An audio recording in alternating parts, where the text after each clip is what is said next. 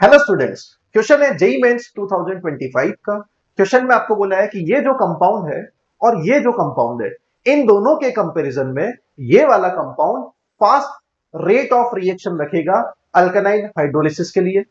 Statement number 2 में बोला है कि ये फास्ट रेट इसलिए देता है क्योंकि इसमें इंट्रा मॉलिक्यूलर सब्स्टिट्यूशन हो सकता है लोन पेयर वाले एटम की वजह से।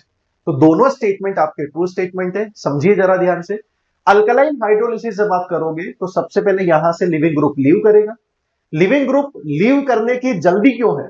अगर ये जल्दी से लीव करेगा तो रिएक्शन फास्ट होगी। उसके पीछे रीजन क्या है? क्योंकि यहां पे Cl के रेस्पेक्ट में ये कौन सा कार्बन है? अल्फा। यहां पे हम लिख देते हैं ये अल्फा कार्बन है, ये कौन सा कार्बन है? बीटा। तो बीटा कार्बन पे हेट्रो एटम के पास क्या है? लोन पे।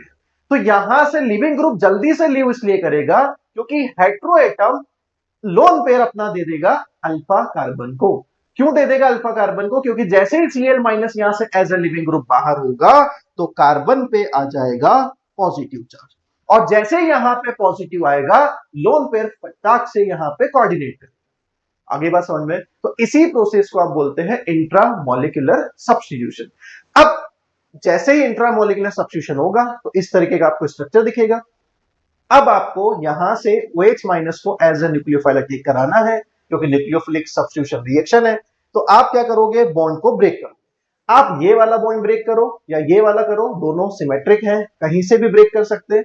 तो जब बॉन्ड ब्रेक करेंगे तो नाइट्रोजन पे आ जाएगा आपके पास माइनस डेल्टा और कार्बन पे आ रहा होगा प्लस डेल्टा। जैसे ही कार्बन पे प्लस आएगा न्यूक्लियोफाइल पहुंच जाएगा कहां पर? कार्बन के प्लस चार्ज।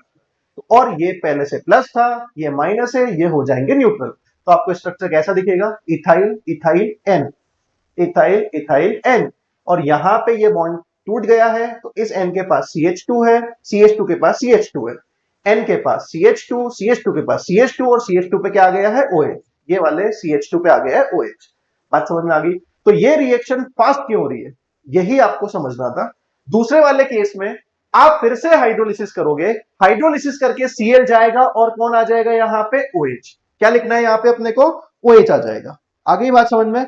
अब Cl जाएगा और OH आएगा, ऐसा काम हुआ तो है बट ये स्लो क्यों हुआ है? क्योंकि यहां पे Cl को लीव करने के लिए कोई जल्दी नहीं है, क्योंकि इसके बाजू में कोई हाइड्रो आइटम नहीं है, उसके पास कोई लोन पे नहीं है, इसलिए ये रिएक्शन की जो रेट है वो क्या होगी? स्लो होगी। आगे बात समझ में? तो दोनों स्टेटमेंट समझा दिए मैंने, दोनों स्टेटमेंट आपके ट्रू हो गए, तो फाइनल आंसर आपका क्या होगा? Option number 3। क्लियर हो गया बेटा? Thank you.